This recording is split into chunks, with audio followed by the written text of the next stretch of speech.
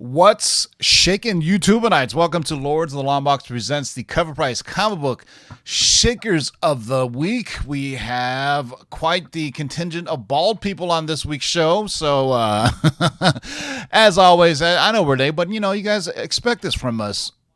And tomorrow is Friday, so that means we need to play some Freestyle Friday music. You know what I'm saying? Let's sit down with some DJ Fresh. Let's go, kick it.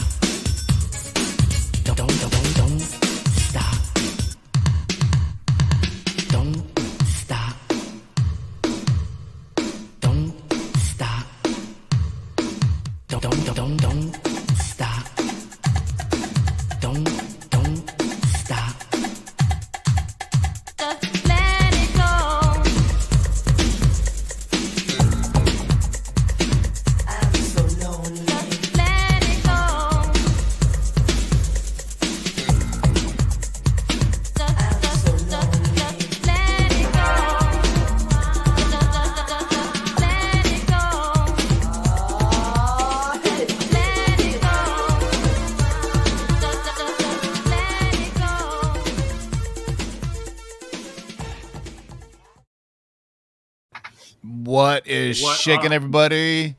We got a hot list, just like the weather it is outside in Orange County. It is 99 degrees today in beautiful, sunny Orange County, California. JB doesn't have to deal with that anymore. JB, say what's good to the people. How you doing, everybody? And welcome to another fantastic show. Wait till you see what we are going to drop on you. The knowledge from these writers, fantastic. Sit back and relax. Thanks for having me. Also, my fellow conmate or convict that was with me at WonderCon, Gabe's Loves 90s Comics. Gabe, say what's good to the people. Yo, what up, everybody? Back from WonderCon. What a great time. Shout out to Matt DeVoe and John from CovrPrice. The great panel, and we got to hang out with them and had dinner and all that great stuff. So shout out to that. That was a great time. Lots of tea OC was spilled. Cold back then. That was Thank God it wasn't hot. Speaking of back from the dead, Otto from the Grotto makes his appearance. What's up, guys? Back in the dead. Took the night off from the restaurant to do some family things. And when I realized what time it was, I reached out to my boy. I said, let's jump on. Let's talk some books. And happy to join you guys tonight, man. Happy to be back with the great crew of LTOOB. So anytime you want to shake them up, you are welcome. And speaking of which, this show is sponsored by our friends over at CovrPrice.com for your price guides, collections, and trends. This looks at high sales or interesting sales that for the week and throughout the week. So, and the list changes several times a day. So make sure you check out the CovrPrice Shakers list, and we will do that after we go over these 10 unique offer books. Although I think a couple of people might get some. So it's also sponsored by our friend at Key Collectibles, Facebook.com, Instagram.com/Key Collectibles. The graphics. You normally put all the graphics up while you're reading this one. Oh, didn't I? I did. No, it's right you still got it on us. Nobody wants to see our mugs, man. I see the graphics. No, I'm looking at the graphics, JB. Oh shit, I'm not seeing them on my. Yeah, what are you sipping over there, man? Yeah. You sipping that Anyway. stuff? Oh, shit. And also shows. Yeah, show's There also we go. sponsored by our friends over at KRSComics.com. Use discount code LOTLB to save 10% off any KRS Comics exclusives. If you missed this one that dropped yesterday, sold out already. We told you guys on Tuesday. It's sold out, but This little gem kind of went under the radar. This is Warren Liu's Harley Quinn. I do believe the unsigned sets are sold out, but you can still get the signed cover A or signed set for cover B that are still available on KRS Comics website. I love this cover, by the way. This is Harley Quinn. This is a Warren Liu exclusive. So that's it. Let's get all the formalities out of the way, boys and girls. Let's get right to it. This is the comic book shakers of the week. What do we have shaking for the first one? All right, first up on the list, we've got BPRD Hell on Earth, issue number 115, the Mike Mignola 1 in 20 variant from Dark Horse Comics, originally published in 2014. Now, a 1 in 20 incentive for a big publisher like Marvel or DC is pretty common and fairly easy to qualify for. However, for an indie series like Hellboy, or especially BPRD, that 1 in 20 can become impossible to find. Now, back in 2014, shops were still ordering very conservatively. Typically, books like this would only be ordered for pull customers with a few to put on the shelf. However, 20 copies of an indie series was a monthly cost shops didn't need. This, in turn, made this mid-ratio incentive into a true ghost that is now hitting new high sales of $295 raw. Note that Dark Horse doesn't plaster variants all over their exclusive covers, so many of these often fly under the radar, just as another Hellboy book. Keep an eagle eye out there when you're digging in those Dark Horse back issues. I just saw this movie again the other day. It's one of those things where if it comes on TV, I'll watch it, and it is really awful. Which one? It gives you Men in Black vibes with something else, right? Really? Ryan Reynolds. It was another Ryan Reynolds comic book film. So you think about Ryan Reynolds has done Marvel, DC, and he's done Dark Horse. But yeah, I do. So this is back when the movie came out.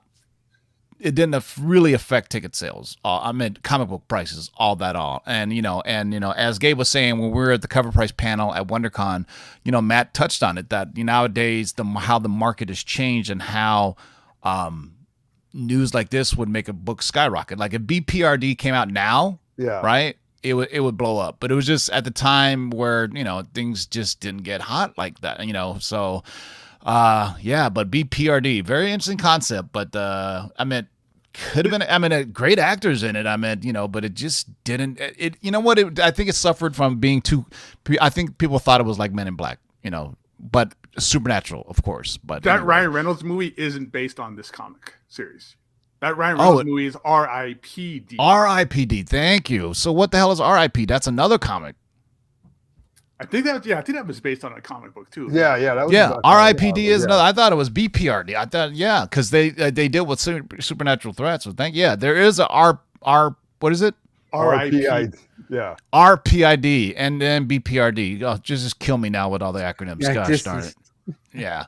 But yeah, that Ryan Reynolds movie was R.P.I.D., which was basically they were dead cops that dealt with literally it was like Men in Black, but instead of aliens they were ghosts. But it has nothing to do with this one, so I feel stupid now. Anyway, all right, what do we got up next on the list? All right, coming up next for number 2 for Shakers, here's a hard one to find. This is Dreamwalker number 0 from one of my favorite publishers, Avatar Press, 1998. This indie favorite by the awesome Eric Powell has been stuck in content development hell for years. A few years ago, there was some new news about an animated series, though there has been no new information on that in quite a while. Content or not, this is still a very highly desirable and very hard to find comic book, as seen by this week's all new high raw sale of $850. Goon's first appearance in this issue is with a short 4-page backup story. Note that this is only in the first print, as subsequent printings omitted that short story.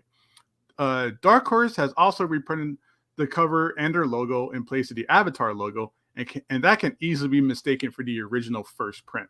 This is a fun one to hunt for in the wild, as it flies under the radar for most retailers due to its very unconnected cover.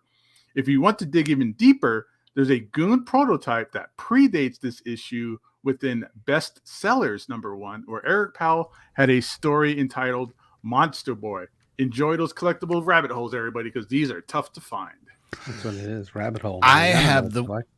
I have a weirdest comic ever. I have the Goon Satan's Baby comic and Satan Sodomy, baby. Satan's Sodomy Baby. Oh my Yeah. God, that is not for children to say the very least. So this was on eBay for a while because when I was searching for Dreamwalker, Mikey Sutton's comic, I kept on coming across this Dreamwalker, and there's another Dreamwalker as well, but Dreamwalker Zero. So, and I've known for years now, like the Goon has a really, like, especially Powell has a very hardcore cult following. Like a lot of people, does. a lot of people dig Powell and what he does. But yeah, man. So Dreamwalker Zero from Avatar Press, 1998, getting some love. $850 for a raw dog. Good Lord have mercy. What are we walking into?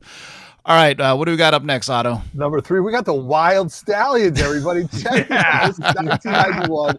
This is epic stuff right here, man. This is unbelievable. This is Bill and Ted's Excellent Comic Book #1. It came out in 1991.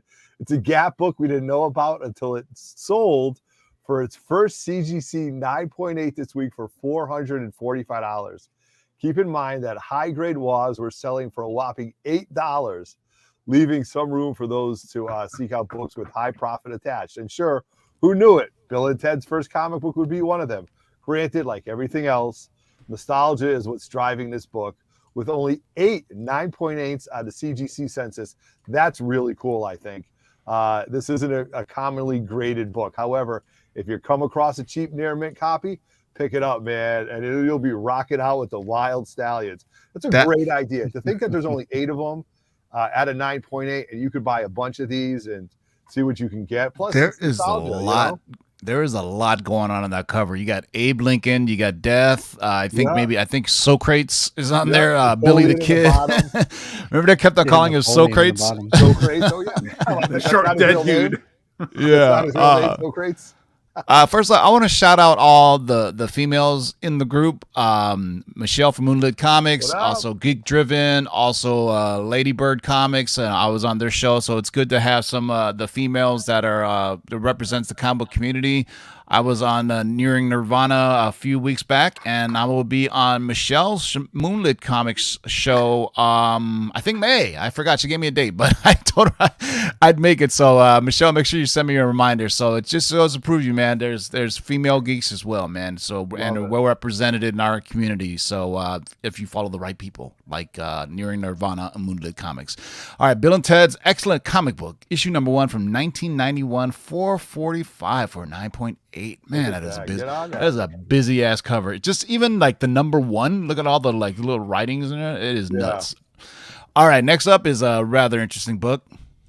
Oh yeah, this is fantastic stuff right here. Ghost Rider issue #81, originally published in 1983 from Marvel Comics. Now Johnny Blaze's last ride as Ghost Rider, well, for a while, just sold for $100 raw. And in this issue, Johnny Blaze is separated from Zarathos, the demon to which he was bonded and the source of his hellish powers. Now, Johnny would next appear without his powers in a couple of issues of The Defenders and Amazing Spider-Man. After those 2 powerless appearances, we don't see Johnny again until the 1990s spectacular Ghost Rider relaunch with Howard Mackie and the phenomenal Javier Salters and Mark Teixeira. Now, Ghost Rider issue #81 wasn't written or drawn by those guys, though, so, you know, it was canceled. It was, however, written by J.M. DeMatteis, who was pretty great. Have you read Spider-Man Fearful Symmetry, Kraven's Last Hunt? You go find it right now and read it, and you're welcome, by the way. Now, back to the Spirit of Vengeance. The end of this run was followed by a 7-year absence and a Marvel without a Ghost Rider till the 1990 relaunch. We often tell you guys this, but final issues can get pretty expensive and sought after. The end of a series print run is usually lower due to the lack of sales. When no one seems to want your book, you manufacture fewer of them. But when that character experiences any kind of resurgence, that scarce last issue can become an integral part of that collection. Yeah, this is something that there used to be a subsect of collecting, but now has been more prominent, right? Everybody used to just get first appearances, first issues, but now there's like, because nowadays sometimes issues just end without them Yep. knowing. Oh, sorry, Geek Driven. That's the dude that takes all my money at the poker games. But if you think about like their last issue of Master Kung Fu, the last issue of Marvel Team Up, they actually G.I. told you it was the last Joe. issue. Yeah, a lot of times now it's just like they just cancel them. G.I. Joe. Yeah, they don't tell you it's going to be the last one. These days it doesn't matter because they just relaunch it the next week. Exactly. Yeah. So Ghost Rider issue number 81, the director edition, $100 in a raw. That's a dope cover too. Anything with skulls, I'm down with. You know what I'm saying? All right. I think this one is definitely an offer. What do you guys think? Yeah, this is going to be a toughie for everybody. Punk's number 1 from Pixel Vault came out May 10th, 2021. Punk's number 1 was originally a NFT comic that was released on May 10th, 2021, created by the artist Bernie and the NFT company Pixel Vault. It cost 0.2 Ethereum, roughly $720 to purchase one of these digital comics, limited to a serial numbered edition of 1 in 10,000. Buyers would then receive an NFT of the cover and a readable 24-page copy to download. The first 5,000 original minters who received the Punks Comics issue number 1 received a Punks Comics issue number 2 for free. Which is also quite valuable in the NFT space. The comics was created by writer Josh Baylock, Marvel and DC Comics artist Chris Woll, and Odious. Now, this is where it gets confusing. The buyer then has the option to burn or stake their NFT. Burning is the process of permanently removing a token from circulation, and staking is a new way to earn passive income in the crypto world. It lets NFT holders lock their assets in a DeFi platform to receive rewards, all without the need to sell their NFT collections. I have no idea what that means, but cool. Staking this comic gains you tokens over a 24-month period and fictional ownership.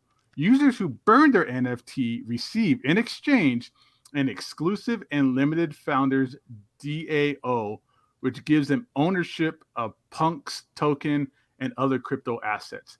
There's way more to this than we can ever cover. But in short, if you burn your NFT, then you lose the ability to exchange a digital token for a physical copy. While I don't know the exact exchange, it sounds like buyers then had the option to exchange their NFT token for a physical copy. In January, the Punk number 1 NFT was worth about $9,000. Its all-time average is around $4,483 and has a current value of around $1,350. However, and where we're trying to get to here, those physical copies finally hit the aftermarket with 2 sales this week on eBay and sold for $2,300 and $2,126 raw. While this is a rough and abbreviated breakdown, this is a rapidly emerging market that should no longer be ignored. This is crazy. God damn, Gabe, that was a lot, bro. I just learned my something head hurts. today. My head hurts. So basically, this is actually a printed copy, Yep. but you had to burn your NFT in order to get this. So so for those who don't know, there's an app called Veve, Veve, Yep. and Marvel and I think DC, they launch covers on there all the time. And what's cool, it's also an exchange for NFTs. So like when they released like Ultimate Fallout number 4, you could buy, if you were buy it on time, you can get it for like $30. Now it's worth like $900 for these NFTs that Veve are doing. Obviously the whole thing about NFT started with, I want to say the NBA hoops thing, right? That kind of started the craze. And I said it's only a matter of time before the comic world will get into it. But this was crazy that you had to buy the NFT and then burn it, and then you would get a raw copy. So therefore, the scarcity on this is, pretty high. Yeah, Vive. Yeah, Vive is what the app is. I suggest that's the new marketplace if you want to dabble in. You have to buy tokens, and getting them for cover price is near impossible. Yeah. So make sure you hit your notifications when they drop. I think there's a certain day that they drop on there, but if you know what to look for. Yeah, if you know what to look for, like Ultimate Fallout number 4, if they ever do like Uncanny X-Men, 94, Giant Size X-Men 1, those are the ones that are more sought after. But then even for like Ultimate Fallout 4, they come out with the regular version and then like a black and white version and then like there's like variants to NFTs, believe it or not. So it's all... Makes my good luck going down that rabbit hole, boys and girls. That's all I have to say, man. It's just some more things to spend your money on. But we're halfway through the list, boys and girls. Let's hear from our sponsor, MySlabs. Are you tired of paying 10, 15% more for selling slabbed copies and raw comics? Check out our friends on MySlabs.com. The platform designed by collectors for collectors just got even better. MySlabs.com is proud to now feature dedicated sections for both raw cards and raw comic books. Browse over 100,000 slab collectibles, authenticated by the industry's most trusted grading companies. Then check out a massive selection of sealed wax and now raw singles and raw lots. Join a passionate, no-nonsense community of nearly 50,000 members and enjoy some of the best buyer and seller protection in the business. And as always, MySlabs offers one of the most disruptive pricing models in the hobby, with seller fees as low as only 1%. So the next time you're forced to pay 10%, 20%, or more to sell something from your collection, head over to MySlabs.com, the low-fee marketplace, by collectors, for collectors. Yeah, go sign up for a seller account and tell them where you heard it from. Tell them you heard it from Lords of Longbox. And Prince Zodiac is correct. On the Vive site, you can buy common, rare, or super rare. And it's priced accordingly. But yeah, it's a whole nother rabbit hole that you're going down into. I would just say before you dabble into it, make sure you research it, right? Before you just, who knows? Maybe you'll hit the jackpot, Tiger. Get it? All right. Well, we go for Punks number 1. What do we got next? Dude, we're going to go to Pushing Daisies by Tim Sale. Look at this. So you can see the ABC logo right there. So in 2007, ABC bought 2 promotional comics to the 2007 San Diego Comic-Con for their new show, Pushing Daisies, starring Lee Pace, who's been in everything nerd-related, all right? Typically, these books were nothing to keep. Promotional comics were just that, marketing material to get you to watch the show. However, many reported that the comic book was good at a time where, it was an ongoing series. While that never happened, these comics have become very tough to find and therefore quite collectible. This week, the Tim Sale cover sold for a new high of $150. So, yep, just keep moving everything forward. And, you never know with these promo books. They're just really cool. I've never seen this. I wouldn't even know. It even tells you when it's on, Wednesdays this fall.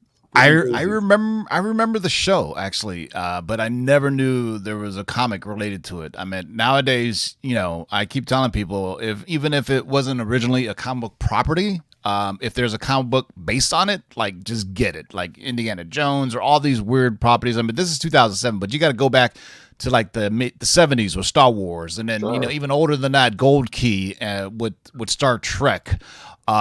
Speaking of which, Gabe and I met the guy who bought the Gold Key intellectual property. What a weird world we live in, man. This guy who just bought all the Gold Key intellectual property, and he was like trying to see what he could do with it. So that conversation is for another time, boys and girls. But Pushing Daisies from January 2007, $150 for a raw comic. All right, this one is I think is an offer as well. This is a big time offer.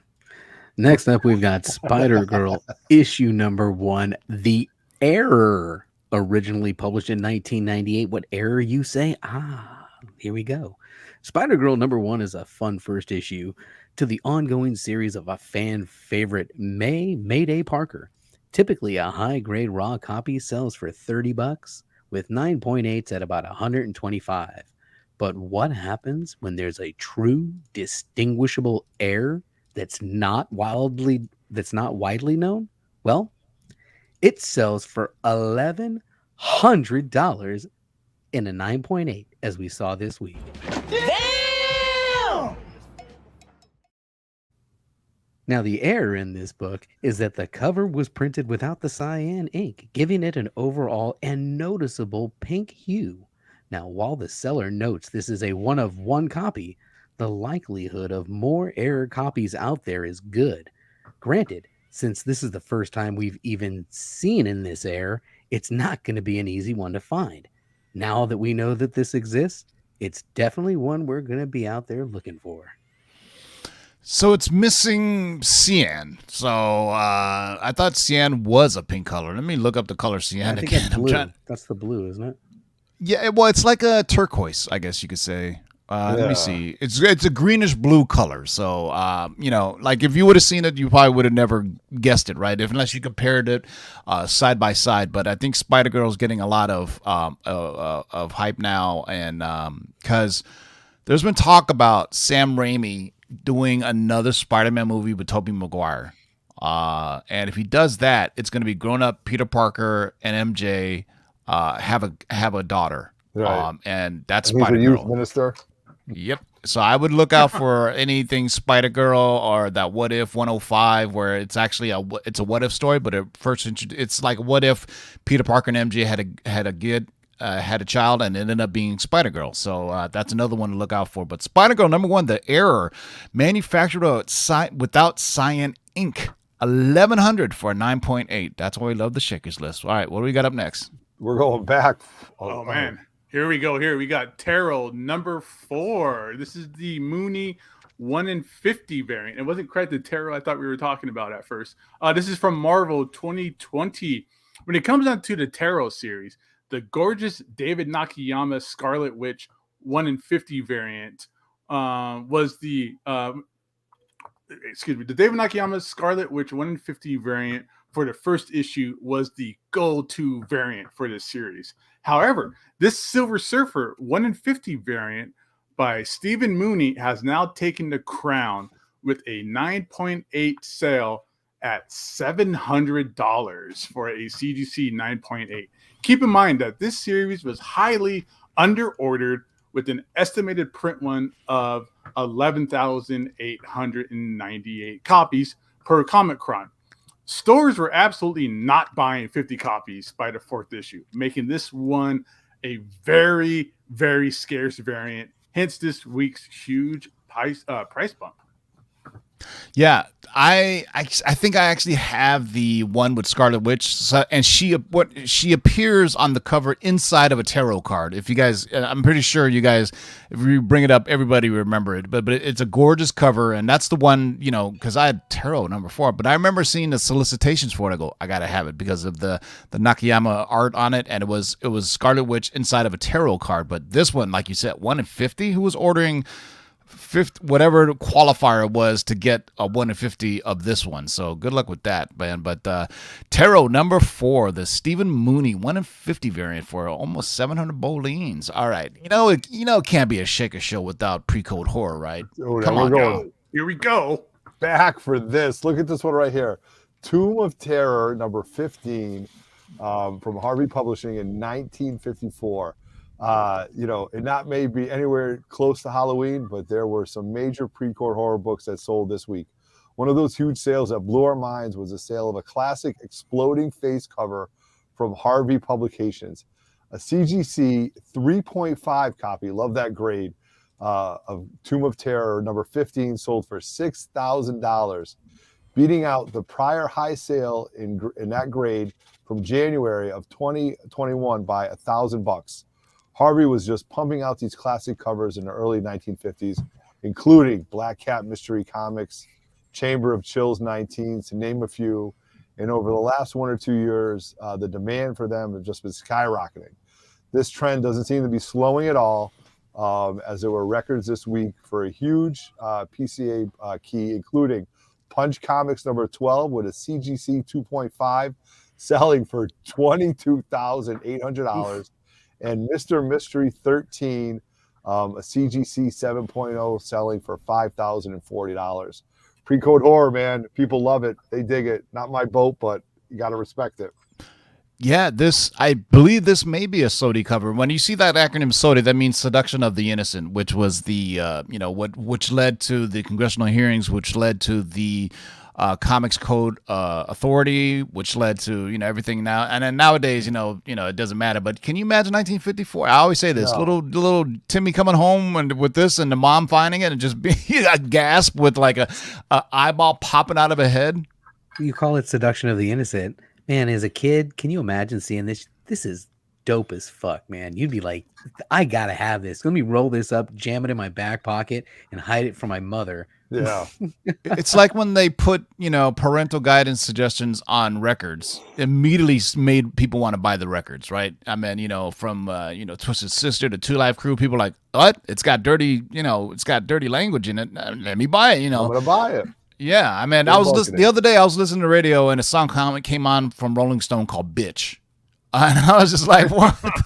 I was just like, because I was on XM and it was like Rolling Stone, name of the song, Bitch. I was like, well, that's interesting. All right, so look at that gnarly ass cover, man. Tomb of Terror, number 15 from 1954. Definitely pre-code horror. All right, what do we got for the last one? But stick around, boys and girls. We're going to see what's shaking today. All right, man, this is another good one. You guys ready? The Walking Dead issue number 2, the second print. Originally published in 2004 from Image. Now, amongst Walking Dead collectors, this immense, hard-to-find second print is high on their list. It's not your typical subsequent print that shows the printing number in the UPC code. The only noticeable difference between this and the first print is the month on the cover.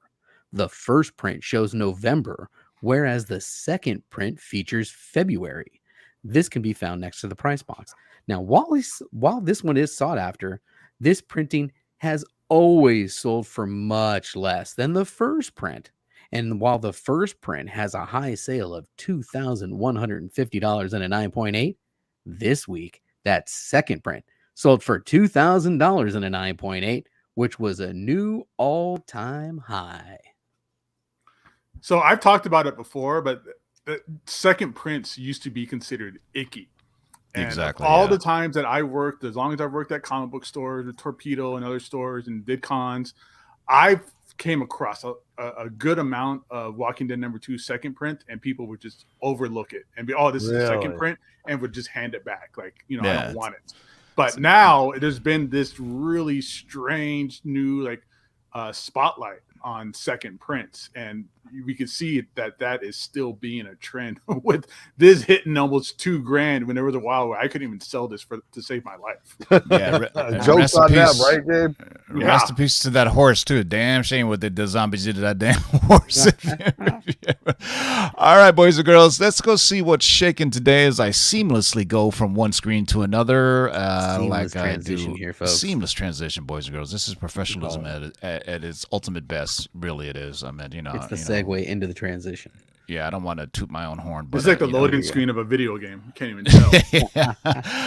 So this is CovrPrice.com, so you can see that we covered the weekly top 10, as you see right there. Also, this is the weekly movers, which shows the most units sold. Look at that, Illuminati getting more love. But we're here to see the weird shakers of the week, man. I don't want to brag, but I got at least, I got you're bragging. It's a humble brag. It's a humble brag. Yeah, right. I should have never sold mine. Yeah. But we like to look at the weird ones, man, like this. What the hell is this? 4 Favorites, issue number 8. Look at that. What the hell is that? So this is from Ace Magazine's. Wow. Raw Dog, $4,400. That's crazy. It's because you can't find it. I mean that's 1942 it came out. Okay, that is nuts to me. That's a used car right there. That's someone's exactly. Well, nowadays who knows? We'll give DC some love here, man. The Big All-American Book from 1944. $2,200 for a raw comic. Look at that. But it features is that the JSA team? I want to say the JSA team. Definitely got the old Green Lantern. I have no idea who half of those background characters are. Yeah, everybody in the back row. I don't know. Check out the little dudes in the corner here. Well, who are these guys? There's a dog with a hat, okay? I don't even know. It's so dope, though. I think the Monopoly guy's back there. Come on. Yeah. That's Well, let's go look at we'll look at something a little modern here, boys and girls. Let's look at the Venom number 35 Clayton Crane Virgin variant. Look at that. Clayton Crane. Now that's a weird pose if you got to be seriously ambidextrous. A 9.9 sold for $2,200. 9.9. Let's see. Well, that's Good cool. Lord. 9.9s are always something. There's a ton of variants for number 35. That's crazy Wow. town. That was the last issue of the wait a series. minute. Issue, that was issue Yeah. number 200. 35 was the final issue, Wildcat. the There you go. 200th. Well, the Legacy number 200th 200. overall. Yeah, Legacy yeah, 200. yeah, and Legacy final 200. issue of that run, right? The Donny Yeah. Cates and Ryan Stegman run, yeah. Yeah. The first Aw, appearance of man. Brock as Venom or something. You had to like do that. it. You invoked his name, man. Ah. Shout out to Donny Oh, Cates did and it. everything you do for the community. We really There it appreciate is. you. But there are a ton of variants for this. I have this one. I had this signed by Clayton Crane too. Did you get then which signature? Did you get the rainbow? Yeah, I got the like crazy ultimate whatever. Yeah, I sold it Yeah, one that during a is Lord's auction. dope, Yeah, I man. sold it during a Lord's auction. So I mean, Clayton Crane has a whole menu for different signatures with different color schemes that they it's use. only tripled in price, quadrupled. Yeah. Let's go for some more EC pre-code This is horror. great. Tales of Supernatural Witchcraft. The Terrible Face Closet Cat, Diary of a Monster and the Man Who Bribed Death. Witchcraft issue number 4. $1,700 for a 7.0. You know what? I think that's undervalued. Wow. Yeah, those things don't exist. Yeah, These things they're are great. literal- I always mention it, but these things survive like book burnings and stuff like that happened in the 50s. Yeah. They because of survived destruction of book the innocent. burnings. Serious, they did. Yeah. Shout out to my man Ryan, because I got this book for him in like 4 years ago in a mystery box at WonderCon. Yeah. I pulled it. Remember, I pulled it for him live, and then because it was like, and then I was like, Brian, you just got yourself a $1,500 book in it because it was a 9.8, but it's still not $1,300 for a 9.8. These were Marvel collectible classics that they did. Here's the other. No, I think it was this one. It was this one. These are the foil Yeah. covers. Yeah. Yeah, I pulled this one for Ryan. This one is worth still $1,344. So there were these cool chromium covers that they kind of redid. Even though it's Spider-Man, the cover is Spider-Man 300, the actual issue inside is Spider-Man number 1 from the Right. Todd McFarlane run. Disappointed. Yeah, I know, right? Opening it up, you're like, oh, it's the Spider-Man. one. Since Moonlit Comics is in the live chat, we'll talk about this. This is not what it looks to be. This is the 9-pence UK variant for Wolf by Night. $1,300 for a 6.0. So my funny story about this is a buddy of mine, my buddy Ian Frack, accidentally bought the 9-pence variant, thinking it was the regular variant, and he thought he got worked over. But now, hey, these variants, if it's from a key issue, people are gonna snatch it up. So I mean, let me see what this one was. Dude, at WonderCon, all I saw was Werewolf by Night 32s all over the place. All And they over were the all place. like they were all like 30. And now I got a question for you. How were they priced? Were they overpriced or underpriced? Everything was overpriced. Yeah, everything. Well, I was know overpriced. normally, but if there's a ton of competition, then everybody can't be selling it for overpriced. 'Cause No, then nobody's you selling it. You never been to WonderCon then, because Okay. They it's know mostly they could sell it for 3,500, 4,000. 2 shows down the road or something. it's like more that. like This book show is and in- tell to get people into their booth so they can show off what they have, right? And then they sell everything. But those books on the wall, they remain there. If places that really want to sell books, you'll see empty gaps on the wall. You know what I mean? If people really want to talk about, you know what I mean? So, but this is a 6.0 that sold for $1,300. Speaking of international comics, Oh, here we go. Go ahead, Tim. Oh, I love this. El Sorprendente Obre Arana. Arada. I don't even say that. I think I said that right. But this is the Mexican version of Spider-Man.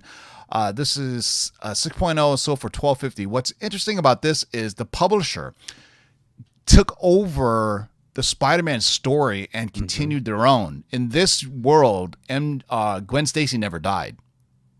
So that's what's interesting about these is they're not truly reprints of what we would think like the 9-pence reprint is a literal reprint of the U.S. version.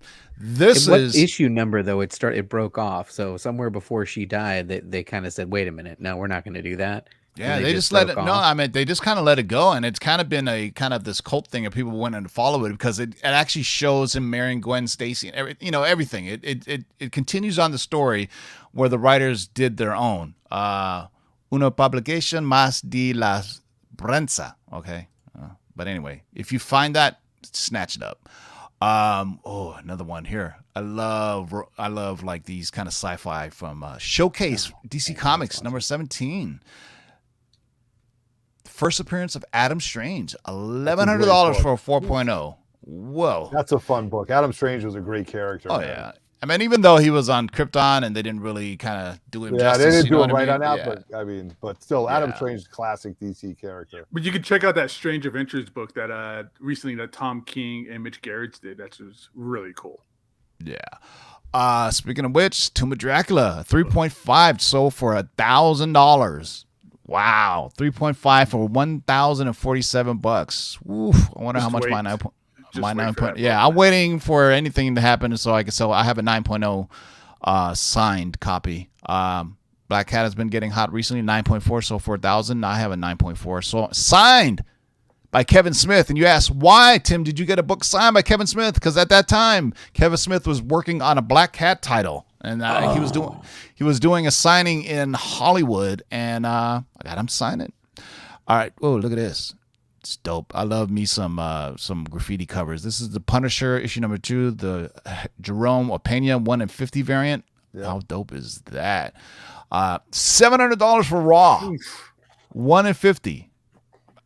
5 years ago, you could get this, not nearly as much as $700, but it just goes that people are going back and getting rare variants nowadays. There's your Doctor Strange right there. Come on now, give it to me. Come on now. I actually have multiple copies of this. I got to update my cover price. This is the first appearance of Shuma Gorath, which is basically Gargantos in the movie, but they can't use the name Shuma Gorath because it belongs to the Conan estate. So they can't put it on film. So that's why his name is Gargantos. But Gargantos is such a minor character, whereas Shuma Gorath is a much more fleshed out, like kind of evil dimensional god or some crap like that. But He was but even they in the can't- video games too, the fighting games. Yeah. But what is it? Robert E. Howard is the writer, right, of Conan, I believe his name is. The whoever owns the Conan estate has the film rights to Conan and all the characters that appear. But Marvel has the rights to do the comic books. That's why you see there was a new Conan series, and you see all these other oddities. This one has been getting hot recently. Now that people are been priced out of the. This is a Sia Oum 5th print comic book, black and white. I think I have this one as Fifth well. print. Oh, I do have it. Yeah, I see that little. Means you got it. Yeah. No, that's a key. That says No, that's just a key. I don't have. I have. I think I have the the. color one. Oh, I like this one though. Oh man, That's newer stuff. Marco Unknown Yeah, Comics. that's Virgin. February of 2022. Bro, I need this. He's like, bro, I gotta have Yeah. Should I bring up? it. Now, do you get trade dress or do you get the virgin? I think on this one you get the Virgin because this one is all because Black the on logo the doesn't. logo. I mean, if you look at the logo, I mean, If you're getting it for the cover art, might as well get it uncovered. Yeah. person. Yeah, I have the 3rd print design variant, and I have the comic bug one, but I have this one. I have the color one. Yeah. Hey, $430 for a raw copy. Methinks I should get it graded.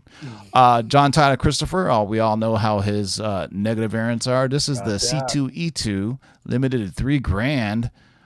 $335 for a 9.8. I would have Not thought it would. bad. It's dropped in price when it was first it first goes came up and out. down. Sold my Yeah. early. So we're Surfer One going for $500 raw.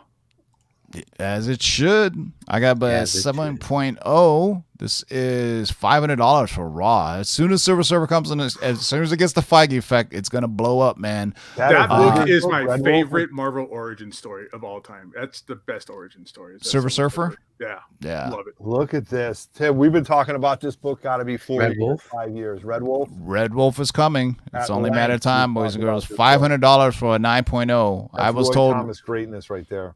Yep, I was told Red Wolf would be coming, and they're gonna go to the Wild Wild West. I love these goofy DC Golden Comic Age covers, Cavalcade. man. Yeah, these are great. That's Why would the Flash need to go on a bike anyway?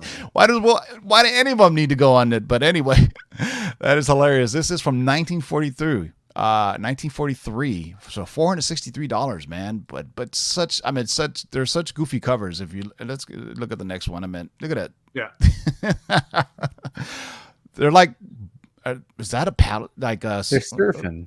Yeah, they're like surfing. But I think anyway, driftwood. yeah. Hey, speaking of gold key, There it is. there we go. We were just talking about it. That's it. Star Trek. This is the first appearance of Star Trek in the want one. comics. Look at that. $455. When I was talking to the guy who bought the intellectual property for Gold Key at WonderCon, he told me that so much of it was like sold off away. Like Turok, if you remember, I think Turok was originally a Gold Key comic. A lot of Solar other Man things. of the Atom. Yeah. Oh my God! been Remember, around Gabe? forever. This is what I was looking for at WonderCon. Strange. This So I've is- seen them, but they're all like $1,200. They're way too expensive, but this is this is the only thing that's really on my radar right now is to get the first appearance of my Man Thing. $458 for a raw comic, and Justin actually came across a booth that had two of them, but they were like low grade and they wanted like $800 and $1,000 for it. I was forgot like, that. I was like, damn you. Good old Nova love. Do I need to That's tell my it. Nova story yet again? 4 of them? You own 4 of these? Yeah, I do too. 9.4s, 9.6, and I think a 9.8. 2 of which are signed by Marv Wolfman. God. But you know what? These were not hitting $450 in a No. 9.4. $450 for a 9.4 is that's Yeah. easy money. Like that's cheap. I think for something Yeah. like this these days. So, story goes is that there was a prototype for this done in 1968 called Super Adventures number 6, which was Marv Wolfman's fanzine that he Yep. did. And only 125 copies exist, and ETA Nick has 2 of them. If you want to follow Smart Collecting, follow ETA Nick on YouTube. He definitely knows what And he's the talking stock about. market. Yeah, stock market tips too. And the stock market. This is a gorgeous cover right here, man. The J Hung 1 in 50. Look at that. That is absolutely gorgeous. 9.8 and 400. You know what? I at the end of Jane Foster's run, where she throws the hammer into the sun, I got a little teary eyed. I won't lie, man. It was a really touching story, man. Man, these Invincible covers. These are all Whatnot exclusives that are just blowing up. I have this. I have part of my X-Men run. 8.0 for $400. I gotta see if mine is that hot. It's not aiming to keep here. It's just a solid book. Cool cover. You remember this Venom cover? This kind of like Joe Quesada sketch variant for Venom number 1. He's like just really like beastly looking. $400 for a 9.8. This is one of the silks that I also have. I think. Yeah, but I don't have.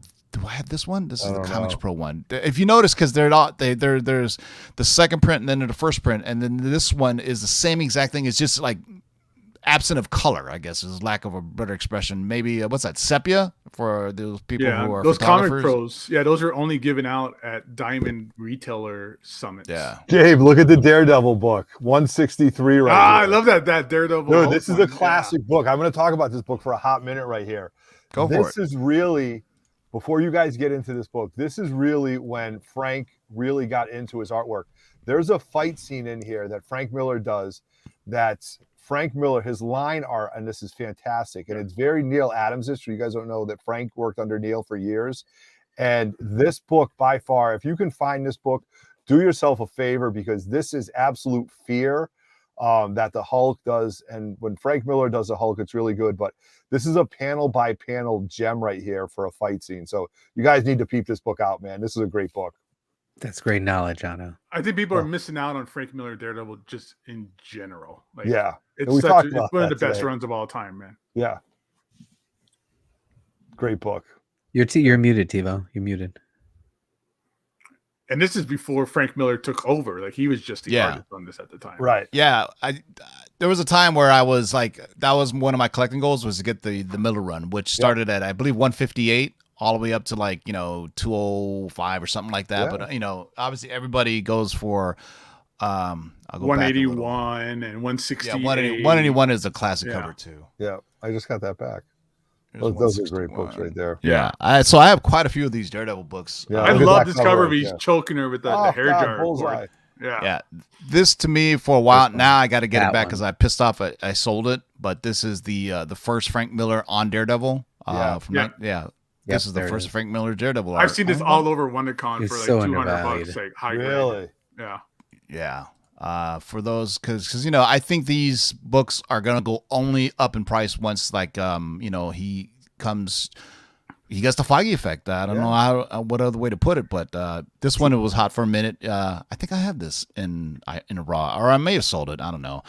I have this Hulk. 340 is off at CGC right now. I've been, you know how I feel about Young Avengers. But I just got my number one signed by Jim Chung at WonderCon, and that's I have my Wizard Con I have the Wizard Black and White that was signed by Jim Chung as well. I don't have the 9.5. Ryan does. Darkseid Jedi has the 9.5. If you have a 9.5, do not crack it. Keep it. Don't get it signed or anything. Just leave it as it is. Yeah. This is dope. This is Batman issue 679, a Tony Daniel cover, 325 and a 9.8. But I'm digging like the color scheme and the kind of quasi Joker, you know. Yeah, the graffiti in the background. Transformers making the list here. And the Optimus Prime. Yeah, I saw the Micronauts too. Micronauts. Michael Golden. Yeah, let's go to Micronauts because I own like 5 of these. Dave Cockrum. No, that's a Cockrum cover. Golden did the inside. Yeah. Yep. Unfortunately, you will never see again. Like, you will never get like collected or anything like that because this is a toy line. Yeah. And Marvel did a lot of new characters in here, like Bug. And some of the other villains I think were original Marvel creations. So you'll never see this get collected. So it's fun to go out and get these things, these single issues. They're pretty cool and fairly inexpensive. Actually, Google it, and James Gunn talks about how he wanted to put Bug in the first Guardians of the Galaxy. You know, there's this whole thing. He wanted to use Bug in Guardians of the Galaxy. So that's a Croyer. This was my Baron Karza. Yeah, this dude was my favorite. Baron Karza always struck me as like a Darth Vader wannabe flunky. You know what I'm saying? The toys were magnetized. The limbs were magnetized. Oh, yeah. My God. All right, one more before we leave here, boys and girls. This gorgeous cover. J. Scott Campbell doing negative covers. This is the negative artist proof. $283 for a 9.8. Wow. That is gorge. Wow. I got to go check out my negative covers. All right, I lied. One more thing. I want to check this out. Marvel 2-in-1 Direct Edition. Look at that. With Starhawk. I wish they would have done a closer iteration of Starhawk than we got with Sylvester Stallone. Yeah. But, Marvel's doing a new 2-in-1 like this, or Marvel team up called Claw. Yeah, I miss all those anthologies, like, you know, Marvel Spotlight, Marvel Premiere, all these where they would give a character a 3 or 4 issue story arc. You know, Marvel 2-in-1, if you don't know, was always a team up with Thing. It's like Marvel Team Up was always a team up with Spider-Man. Yeah.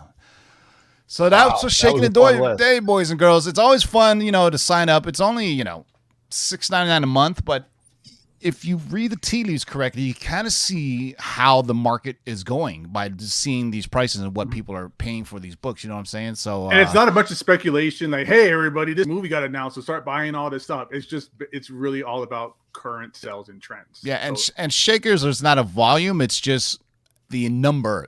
It's the amount that it's sold for. If you want to see movers are what, like, you know, how many units are sold. But but speaking of movers, let's move on out here. Otto, any last words? No, man, great hanging with you guys. Great hanging out with everybody in the chat. Hopefully we'll be around a couple times this month. And as always, follow me on 3 Bet in the Basement. May 14th, we've got a huge event that we're hosting here up in Newington, Connecticut. So if you're in the Northeast, please reach out and just follow us along. We're having a great ride right now. It's going to be a lot of fun. So appreciate you guys for letting me jump in and hang out with the cool kids tonight, man. I appreciate it. No problem, Otto. Gabe, any last words? All right, everybody, thanks for showing up. If you want to see some cool shakers, it changes every day. So tomorrow, maybe, there was a huge heritage auction today. Yeah. Massive stuff, including like a Captain America #1, a Fantastic Four #1, going for... I think the FF1 was a 9.2, right? Yeah. 9.2, $1.5 million. Exactly. So, you'll see that in the shakers, if not today or tomorrow. So, so heritage always, I mean... You could see people are spending big bucks. This is, you know, before. And that's the stuff I think. I think FF1 should be like at that kind of level. Like it's one of the most important comic books. Yeah, it's been undervalued for a really long time simply because it had horrible movies. I mean, you know, let's be honest. Speaking of horrible movies, JB, any last words? Great. Actually, I just want to say I am truly humbled to be sharing the screen with this group of gentlemen here tonight. Otto, Gabe, TiVo, these are the best out there, and this show's fantastic. Everybody in the chat, if you enjoyed it tonight, give us a thumbs up, and we'll see you next time. Thanks. Yeah, can't sit any better than that. We are the coolest cats in the room. But until next time, boys and girls, I'll probably see you this Saturday or Sunday. I have a long-awaited Letters in a Long Box with a Star Fox long-term spec list. Star Fox, that's right. There's Disney Plus is doing a Star Fox series, so stay tuned either Saturday or Sunday, depending on which day, so I don't piss off my old lady. Since I was gone pretty much all last weekend, I had to fit it in the schedule. So happy wife, happy life. But till next time, boys and girls, keep digging in them long boxes. Peace out. Wait.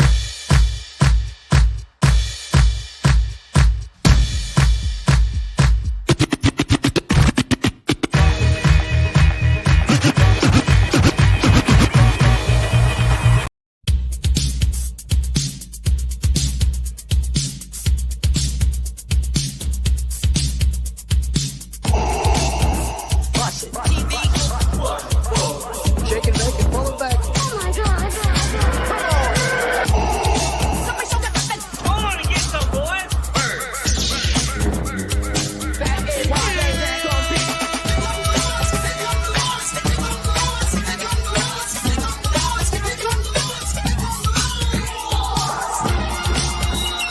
In the great hall of the Justice League, there are assembled the world's three greatest heroes, created from the cosmic legends of the universe. Their mission, to fight injustice, to right that which is wrong, and to serve all mankind.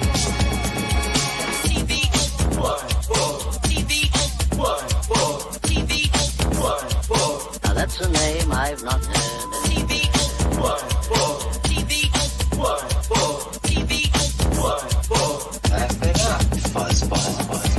this, you shall know that the Lord is upright. Shake and bake and pull it back. In this, you shall know that the Lord is upright. In this, you shall know that the Lord is upright. Go on and get some, boys. Heck, here's the deal. I'm the best there is. In this, you shall know that the Lord is upright. What's in the box?